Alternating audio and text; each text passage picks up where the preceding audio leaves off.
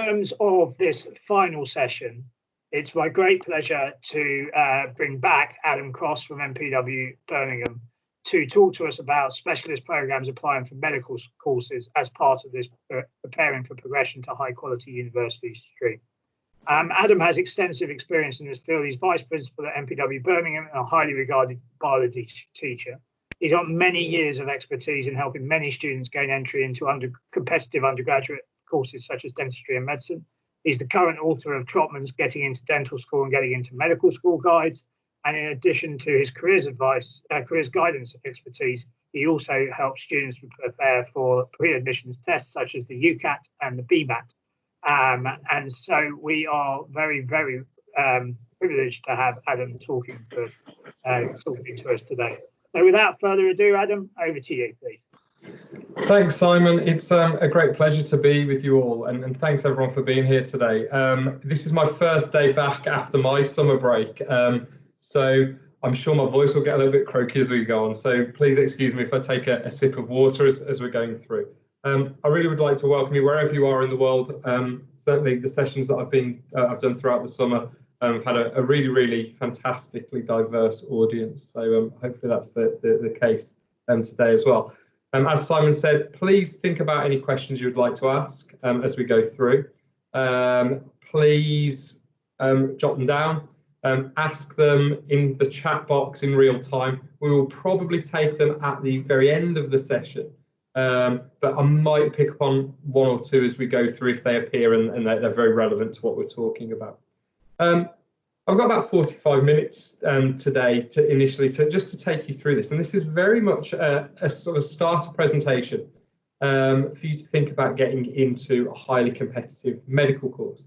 Now, you might think, well, actually, I think I'm a bit further down the line than just a basic sort of presentation. The beauty of this is that even if you think you've got a pretty good grasp of what you need to do to get into medicine, there's always still something else to do. And if you do feel that way, use this as a chance to audit your efforts so far. And if you come at the end of this session, you think, well, actually, I'm doing pretty well on that. That's fantastic. If you come out at the end of the session, and you think, well, actually, I've got loads to do, fantastic as well, because it's giving you an idea of what to concentrate on. But the thing about medical application is there is always more to do.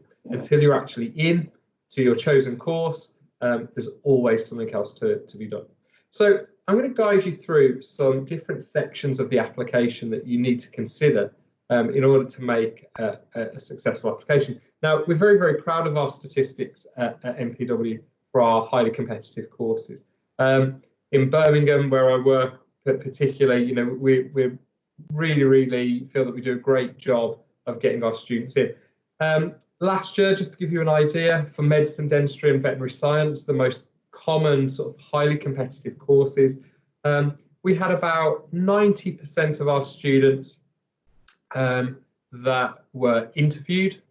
So of all of them that applied, about 90% received at least one interview. Of those, all of the ones that applied, about 80% received at least one interview. And of all of those that applied, around 70% received at least one offer. And you know, those are really, really big statistics for us because it shows just how hard we work to help our students get to the courses they need. And we ended up in Birmingham, we had about, it was 26, 27 students that actually took up places, started places for medicine, dentistry and veterinary science. So for the fact that we're a very, very small college of around 250 students, I hope that gives you a feel of just how successful we are. So the way that I'm going to approach this today is to firstly give you a bit of an overview of how we help our students at MPW Birmingham and the process that we go through. Our London and Cambridge colleges work in very, very similar ways to this. So they will do very, very similar things with their students. Obviously, because I work at Birmingham, I thought I'd talk a little bit specifically about what we do. And we're going to pick apart some of these as we go through the session. So I'm going to give you a little bit more insight. We can see then we start the process very, very early. And this is one of the key things about making a successful application. A medical application is not something you can just consider, you know, a week or a couple of months before you apply in October of the year that you're applying. You need to be thinking about this really for years, if at all possible. Now, students can come on board later, and students can, decide later that they do want to do medicine, but the sooner you can make a decision, the better, because it just gives you more time to put together a fantastic application. So our first step that we do is we make sure we figure out what a student wants, what their aspirations are for the future. And this really provides the foundation for all the advice that we give. We very early talk about voluntary work and work experience. We have at the core of what we do at MPW Birmingham ongoing individual meetings with our students. And it really is these one-to-one meetings on a very regular basis that helps our students know exactly where they're at and where they're going in terms of their application and in terms of their academic progress. We run a medical society and an international MedSoc as well as ongoing sessions. And we try and get our students to go and visit open days as much as possible. At the end of a first year of study at MPW, we also run a full UCAS preparation week, and within that there are opportunities that we take our students to various university open days as well. Another ongoing thread is about pre-admissions test preparation. We'll talk about that today as well briefly. And then the dreaded personal statement, again, we try and get that work started on that in your first year of A-level study to give you as long as possible to generate the ideas and to write a fantastic statement. Once your application is completed, we then move on to a programme of mock interviews and interview practice, which is a fantastic way of giving our students the best chance to get into a course. So we try and help our students, as much as we can with the application, make sure it's a really strong application. But then once they start to get offers for interview, really that's where a lot of the hard work kicks in to make sure that they're giving themselves the best opportunity of success. So that's, in a minute or two, just a very, very quick run through some of the key things that we do at Birmingham. I'm going to talk you through some of these then in a more general way in the rest of this session to give you some ideas to think about, give you some hints and tips, and give you some food for thought in terms of your own application.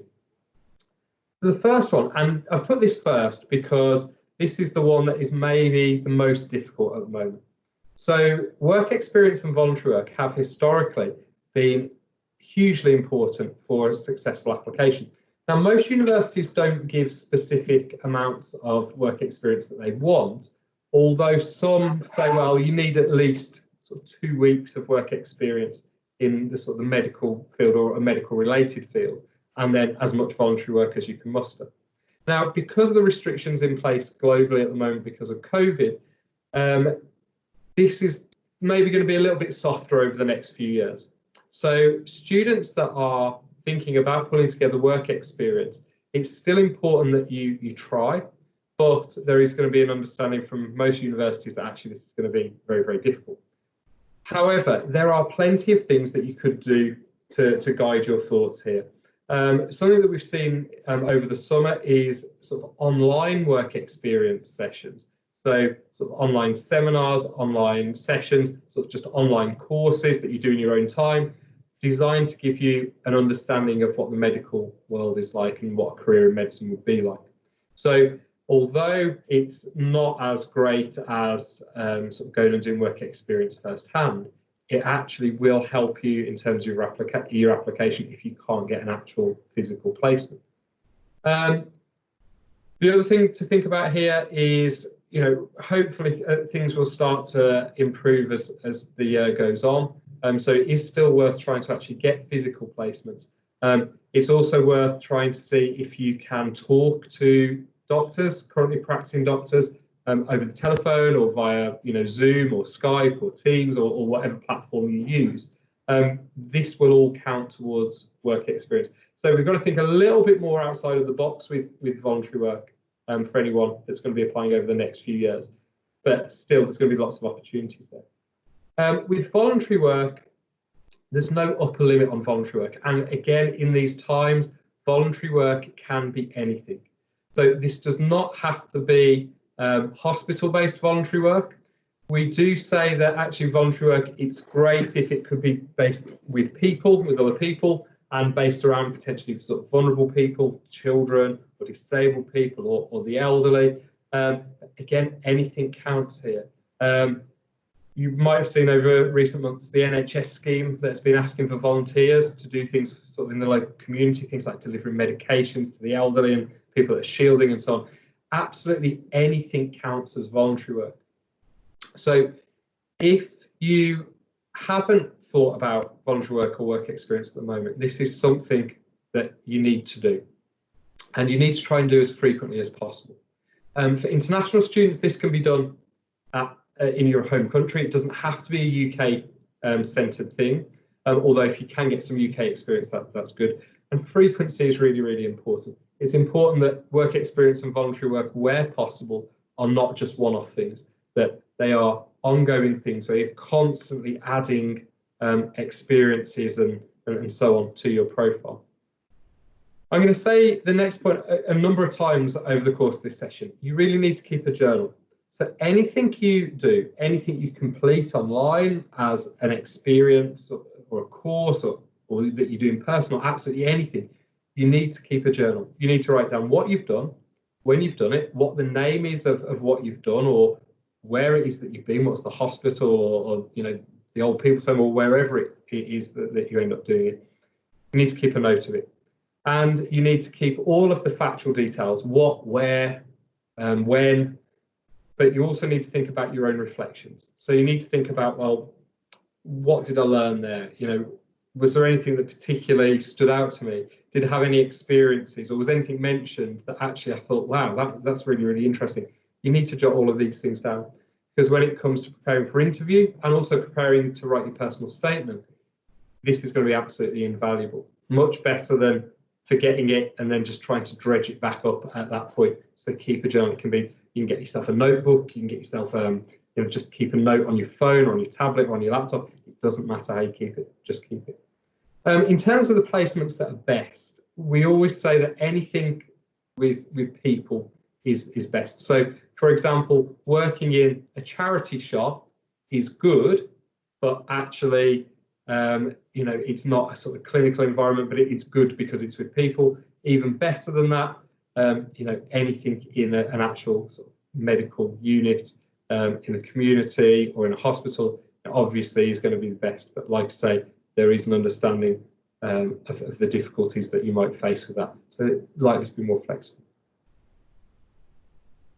In terms of our medical society, I just want to very quickly talk about our medical society. Our medical society is relatively small. You know, we have relatively small numbers of students interested in medicine compared to big, massive schools.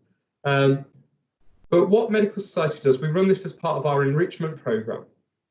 And it's a program that just gives our students the opportunity to discuss matters related to medicine, to listen to presentations, to listen to guest speakers. Our most successful sessions with MedSoc have been where we've got students actually presenting their own ideas about areas of interest in the world of medicine. The picture you see here, this is a speaker that we had coming to college just right before lockdown started. And this is Josh, and Josh is currently a second foundation year doctor at one of the big hospitals in Birmingham.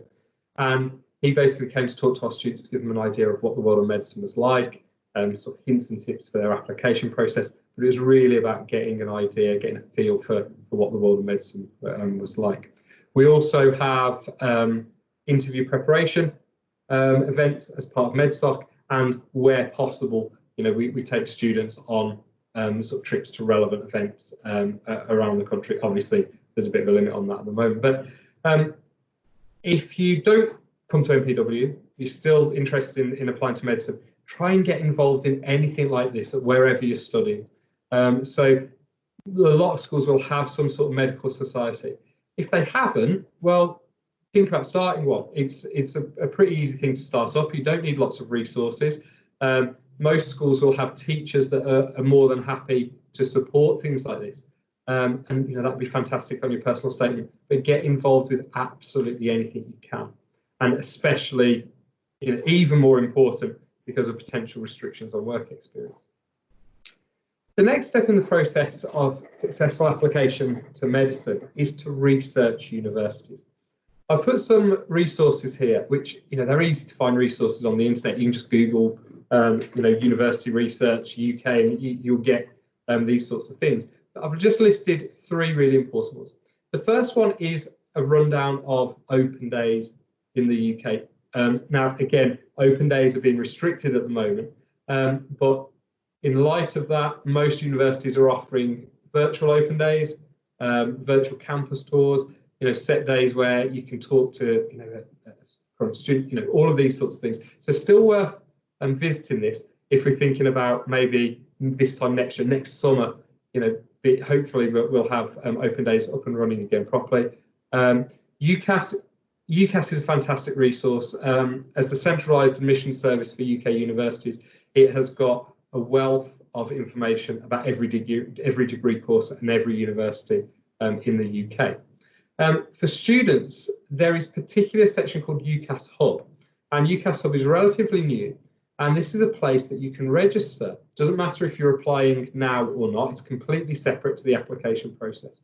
But the UCAS Hub gives you a sort of an online place to keep all of the research that you do about the universities and the courses you're interested in.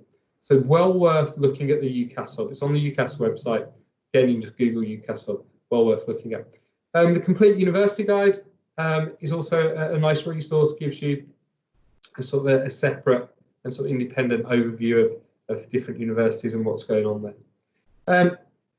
If you have questions about universities or courses that you can't find the answer to, call them, email them. There are people that the job is to sit there and to answer your queries.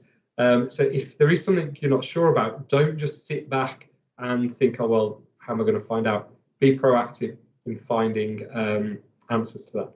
Where possible, it's always good to speak to current students or former students. If you know anybody that's been to a particular university, ask them, drop them an email, give them a call.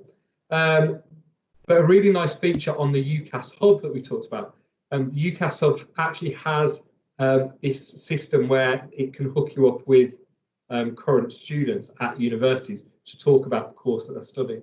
So you can actually have access to current students studying medicine through the UCAS Hub if you go and look at it. And that can be really, really handy because that can give you a really clear picture of what a university is like and what the good things are and the bad things are. I put beware at the bottom of this slide because when researching universities, you have to make sure that you really do the hard work, the legwork, if you like, on this.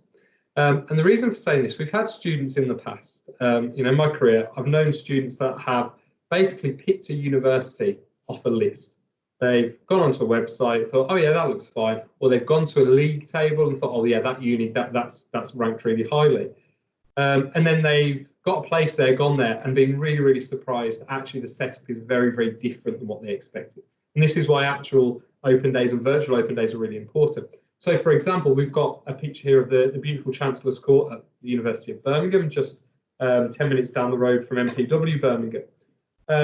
And this really, as a university, the University of Birmingham conjures up images of what a university is. It's a campus-based university. These beautiful old buildings, these old departments, really, really very much what we'd expect from a university. If you think about a university like the University of Manchester or the University of Bristol, very highly ranked universities, you can think, oh, well, they're going to be exactly the same as Birmingham. Actually, when you visit these universities, they're very, very different. Bristol has a very unique setup where it's sort of intermingled, sort of its own student town, really, but intermingled with the actual town. Manchester has got a big main road running through it into the centre of Manchester. So they've got all these quirks that make them very, very unique. And this is why you need to do your research. For medicine, one of the things that you really need to get into the habit on a daily basis of doing is reading.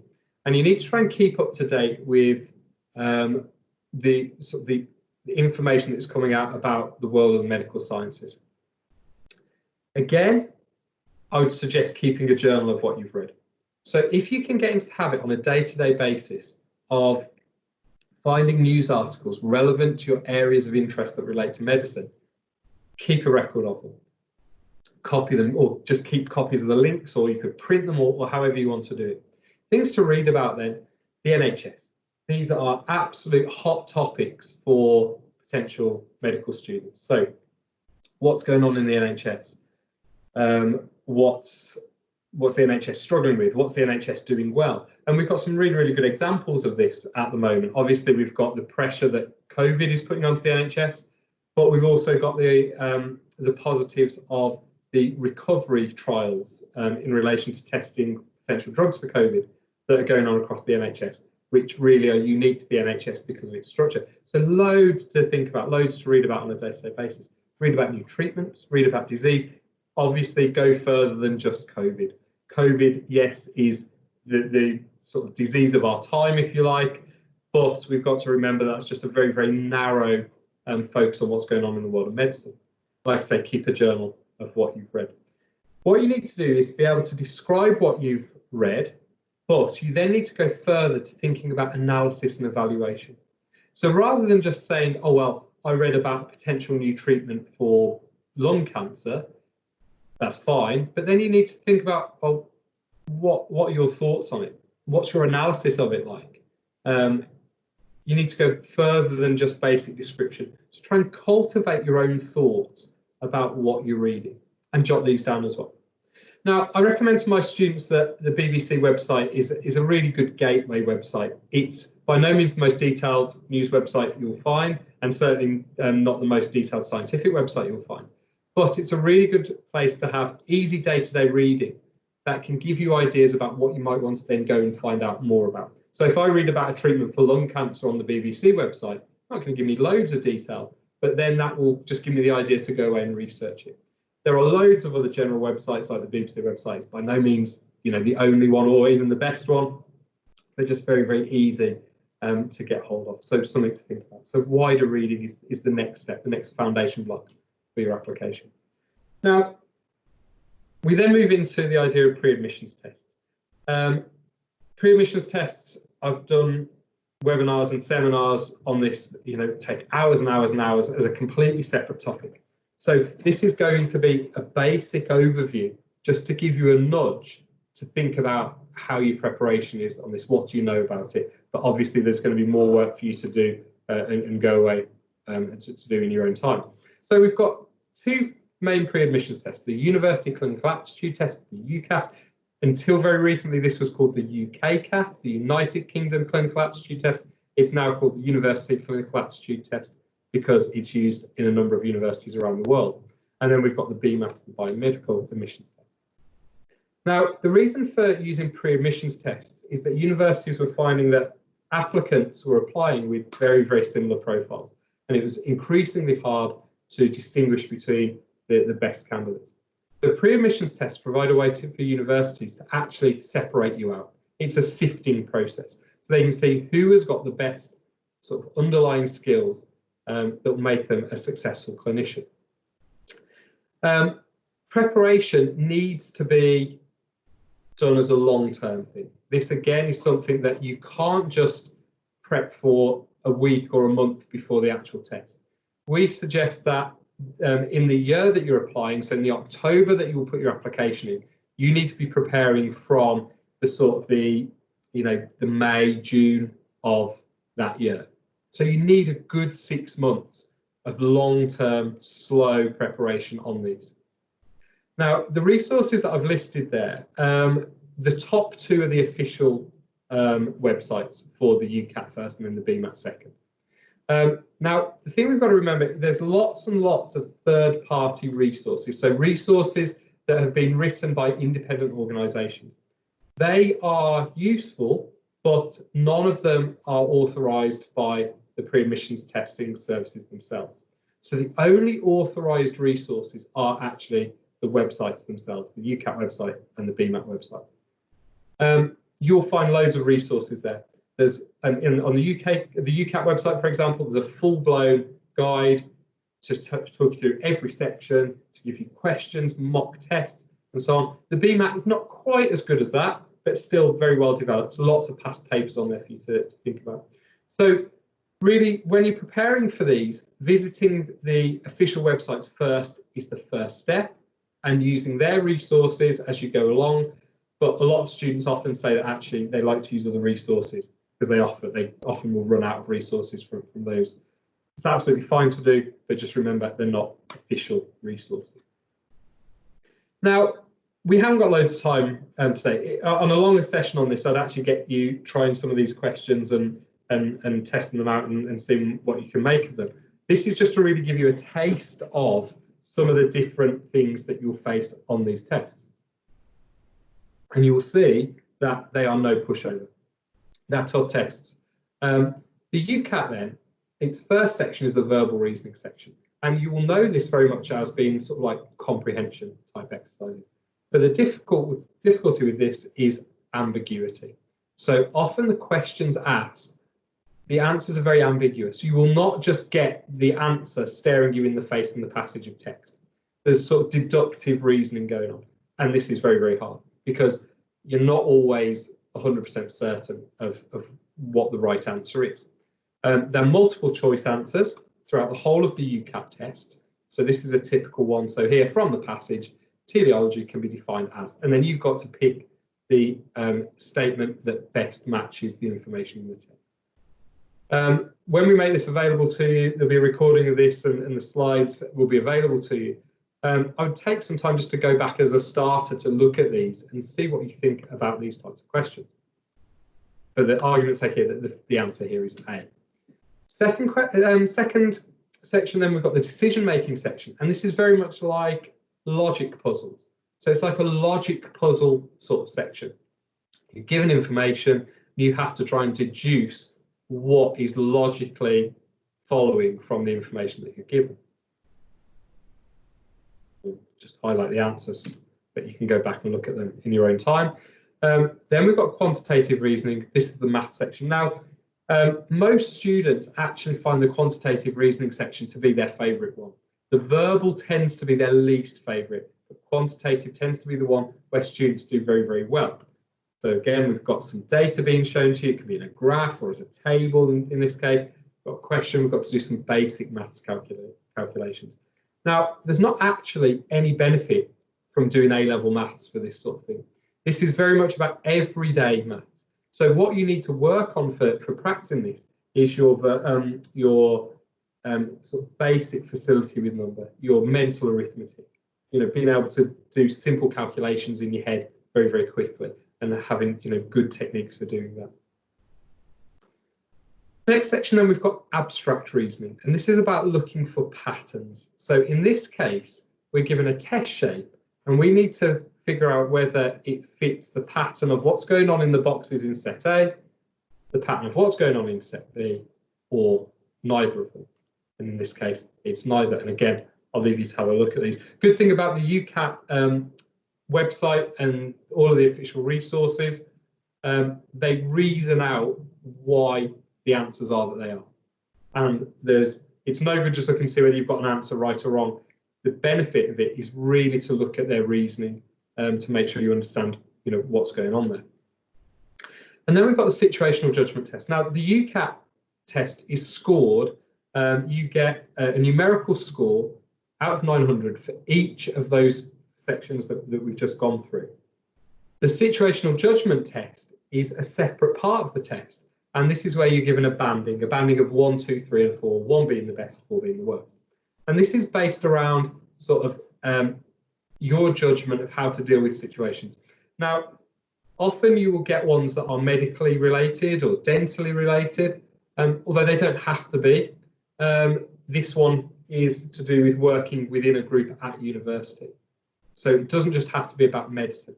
What we've got here is a situation where you're then asked how appropriate a certain action is. So here it says, right, well, from this scenario, how appropriate is it to take no action unless you get further complaints? And you've got to decide, well, is it very appropriate, inappropriate, or a very inappropriate thing to do? Now, this is one of the harder things to prepare for, and really to do well on this is about reflecting on your own experiences, your own life experiences. And this is where your reflective journal of things like work experience can also come into play, because you might have seen things or come across things similar where you've had, someone's had to take action and you've seen what they've done and what's worked and what hasn't. But very much based on your own experience. If you think about BMAT then, one of the differences between the two, UCAT is a pre-admissions test that is carried out in a separate test centre. So it's not done in schools and colleges. It's done in test centres where people go and sit things like accountancy exams, like professional exams, things like the driving theory test. It's all done in the same sort of thing. BMAT is different because this is actually done in the school or college that you're at. It's sat like an actual paper. So UCAT is an on-screen test at an external test centre. BMAT is a paper-based test done at your school or college. Now, there is overlap between BMAT and UCAT. So section 1 of BMAT is very, very similar to UCAT. It tests data analysis, sort of numerical skills. It tests problem solving, logical skills. It tests sort of reading, verbal skills. So very, very similar to what you'll get in the UCAT. Where BMAT differs is that section 2 is based around your GCSE subject knowledge of biology, chemistry, physics, and maths. And one of the problems here is that most students that are applying to medicine haven't done physics since GCSE. Most are doing biology and chemistry as A-level subjects, but most haven't done physics for a few years. So there is an element of revision for the BMAT. For UCAT, there's no revision needed, just preparation and question practice. BMAT needs revision. And on the BMAT website, when you sign up for an account, it does make available to you a CGP type revision guide for your biology, chemistry, physics, and maths. So it gives you resources of the things that you need to work on. Also on their website, you will find a list of every topic that you would need to look at. But this does challenge students because there is revision needed. Section 3 then is about effective communication and writing, basically writing a very, very brief essay. And the essay writing, this is just sort of one side of exam paper that you need to write about a particular question. And I just want to show you one of these because the biggest challenges of BMAT, we've mentioned about GCSE physics content and the revision, that can be a bit difficult. But this paper 3 can be really, really challenging. What I've put here is an example of a paper 3 essay question.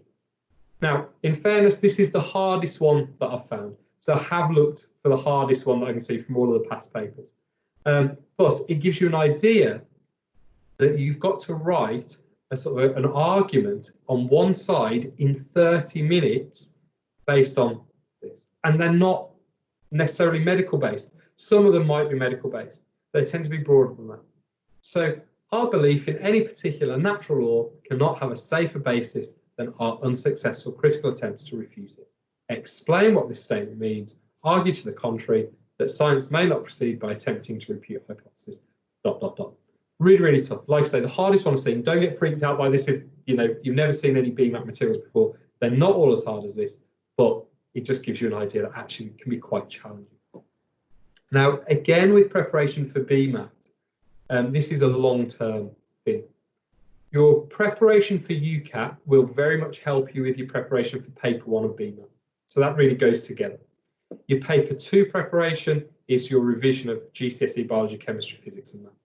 And then your paper 3 preparation is really looking at past examples of these questions, having a go at timing yourself at writing answers, and then getting teachers, friends, parents to look at and give you pointers, particularly teachers. So teachers at your school or college, English teachers, form tutor, whoever it might be, they can read these and give you feedback. And certainly that's something we do a lot of at MPW. When students are preparing for BMAT, we will get students to attempt these essays and we will look at them with the student, mark them, give them feedback on how to write.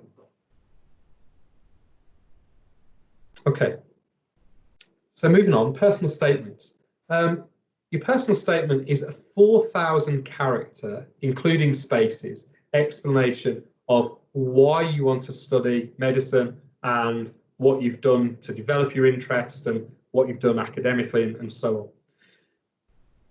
Keeping that reflective journal is really, really important. It's really, really key. And so when you come to write your personal statement, if you have got a well-developed reflective journal, you will find that that pays dividends. We advise our students to write this in sort of 4 paragraphs. paragraph 1 is why, in this case, why do you want to be a doctor? So you've got that first paragraph, really try and explain to someone why you want to be a medic. Second paragraph is outlining your work experience and voluntary work and reflecting on it, not just describing it. What did you like? What did you enjoy? And so on. Academic interests is to do with things you've enjoyed studying, but also things you've enjoyed reading more widely about. So this is where that wider reading can come into play. And then finally, your extracurricular activities. Now, extracurricular, a lot of people think that's the most important section. That should be your shortest section out of the 4. It's important, but it's less important than those other 3 paragraphs. Now, at MPW, we have an ongoing process where students will get ongoing support, back and forth support with their personal tutor. So their personal tutor is their sort of academic advisor, if you like. And this will go through lots and lots of drafts in most cases, particularly for something like medicine. So it's about giving a draft, getting feedback, giving another draft that you've amended, getting more feedback, and round you go. My record at MPW with a medic is around about 15 drafts of a personal statement. So it means it's gone back and forth 15 times. It's not unusual because it's really, really important to get it absolutely perfect. This is something that we would expect you to be starting again in that sort of May, June time before the October that you apply in. But that long-term approach of keeping a record of what you've done and what you've enjoyed studying and your work experience, that is actually preparing for your personal statement directly. The very last thing I want to quickly introduce to you then is sort of the last part of the process as the application process. So you've done your application, you've submitted it with your personal statement. You have done all your research, chosen unis, got all that sorted, done your pre-admission tests, and then hopefully you will then get offers for interviews. So you'll get invitations to attend an interview. Now, interviews fall into 2 categories. A panel interview, which the picture we've got here, your typical panel interview. You go into a room and you sit down and talk to between 2 and 4 people. They tend to be panels of 2 most of the time now. These panels can consist of doctors, students, members of the public. They can be, a mixture of people. And then the interviewers will ask you a bunch of questions, and you will have this ongoing question-based discussion with them. Multiple mini interviews, or MMIs, are now the favoured type of interview at the vast majority of universities. And what a multiple mini interview is a number of separate stations that you get interviewed at. So you will go along to station 1, and at station 1 there will be a person that will give you a task to complete. And this task could be answering a question, it could be doing a manual task, it could be a task that's to do with a role play, so you might actually have to do some role playing, some acting. It could just be a boring standard question. They could just ask you a standard question like they would in a panel interview. But then once you've finished at that station, you get up and you go to the next station. And you repeat this a number of times. And on average, about 7 to 10 stations is about right. 7 is about average for an interview. Excuse me, my voice, as promised, is about giving up. In terms of preparing for interview for these MMIs or panel interviews, you would need to think about your personal statement. You'll need to revisit your reflective journal about your work experience. These are often starting points for interviewers to ask questions about. You'll need to, again, think about your journal of wider reading. So what topics have you been interested in? Again, it's a very common topic for you to be asked about. You need to make sure that your English is up to scratch. And, I say that mainly for international students, but also for UK-based students. It's very, very easy to deprioritise the importance of good spoken English. But you are trying to communicate with people here in spoken English. So it's absolutely vital to think about how you might improve your English. And that might be just improving your vocabulary or your grammar, or it could be things like a lot of students will have ways of speaking that they don't understand. So One student that I worked with last year said the word okay a lot. So at the end of every sentence, they say okay, and they didn't realise they were doing it. So actually thinking about some of the some of your quirks, maybe in terms of your spoken English, well worth thinking about. Learn about medical ethics. We haven't talked about that. Again, I've done a separate webinars on these over the summer. Medical ethics is really, really important as a foundation point for a lot of multiple mini interview stations. So think about medical ethics. There's lots of starter guides for medical ethics on the internet. Start to get a feel for what that's all about. Now, the best way to prepare for your interview on top of that, once you've got those basic things done, is to actually have mock interview practice. Now at MPW, we have extensive interview practice for all of our students. And sometimes we will start off with whole group sessions. So this year, we had a group of 10 students that were all being interviewed at Leeds University for dentistry. So we ran a starter session for all of them together. And it just gave them an idea of what they needed to work on. But the most benefit comes when you then start to have one-to-one sessions. And we extensively mock interview our students at MPW because it's a way that we can give advice and guidance to our students on a one-to-one basis that is personal to them. What we also do is we run a full-blown, at least one, actually last year we did 2, mock multiple mini interview circuits. And so what this is, we take over part of the college on an afternoon, and we set up a complete mock-up of what it would be like to go for a multiple mini interview. And you go around to each station and you actually have real life practice of what this would be like. And our students find this really, really useful because it gives them a picture in their head of what to expect when they go for an interview. We give them feedback, we score them on each section as they would for real. It's just a brilliant way that they can get sort of an idea of where their strengths and weaknesses are. Now, if you're not planning or not thinking of coming to MPW, again, talk to your school or college. Ask them what help can they give you in terms of interview preparation before you go to an interview. It's really, really important. Just very last one then, increasing your exposure to English. We've mentioned a few of these already. Things to do. Try and read as widely as you can. Like we've said, you can couple this with reading specific things about medicine. So read widely in English. Use that opportunity to look at things that are relevant to medicine. If you are internationally based or English isn't your first language, try and watch English TV shows and films.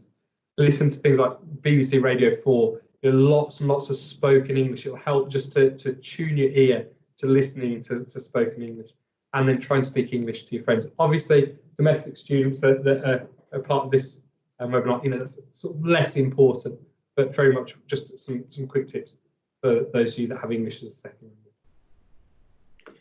So what we've got there is a really, really quick overview of the ideas and some of the foundation principles behind starting to put together a good application for medicine. And like I said, it really is the starting point. There's lots of things there that I've given you as tasks that you need to do on an ongoing basis. And obviously it will raise lots and lots of questions as well. So before we finish, I'm happy to take any questions that anyone's got. If there's anything you'd like clarifying or anything that you're not sure about, please ask away on the chat and I'll do my best to answer your questions. Thank you. Thank you, Adam. Thank you, Adam. So we do have a couple of questions that have come through as starters for 10, if you can see them. One's around using a calculator in the BMAT exam, and the other is about, can you see those in the chat box? Yeah, I can see those. Thanks. So can you use a calculator in the BMAT exam? You can definitely use one in the UCAT exam. Off the top of my head, I'm pretty sure that you can in BMAT as well. It's one that I'd have to check. Certainly the guidance is on their website. You definitely can for UCAT, and I would just need to check that for BMAT. Second question, how do you incorporate wider reading in the personal statement? I'd suggest that wider reading is put into the third paragraph, which is the academic interests. So you won't have a lot of space for a lot of it, but certainly, let's say, I'll go back to the idea of lung cancer. If I've got a real interest in lung cancer that I've developed over a long period of time, and I've done lots of reading, I would probably prioritise writing a couple of sentences about that. You don't have loads of room to put. You wouldn't be able to really talk about many different things. But certainly I would say as part of the third paragraph. Okay, any other questions?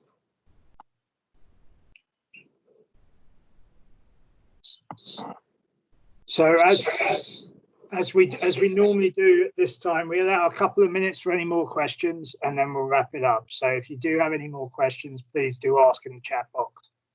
So Adam can look at those now for you. Sorry, I've just had a look at the BMAT website just to clarify. So the question I should have known the answer to, I blame my summer holiday. No, you can't use a calculator in the BMAT exam, but you can use one in the UCAT exam, so not in the BMAT.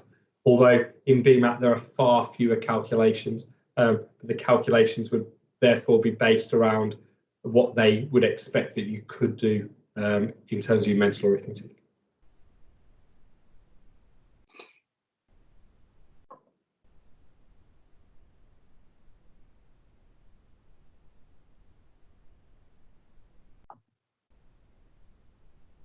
Okay, well, I think that is it, and that is it for Ready for Excellence. So Adam, thank you very much for being our final speaker and for sharing so much expertise in such a short period of time on your first day back. Thank you to everybody who has joined us today and in the previous sessions. We're very grateful to you. We will send the recordings and also an evaluation out to you next week. So with that, that's it for Ready for Excellence. And Adam, once again, thank you very much for being with us today. And thanks, Simon. Thanks for putting on an absolutely fantastic programme over the summer. I know lots of students, fantastic things to say about it. So, I'm sure all the students would like to thank you as well. But thanks.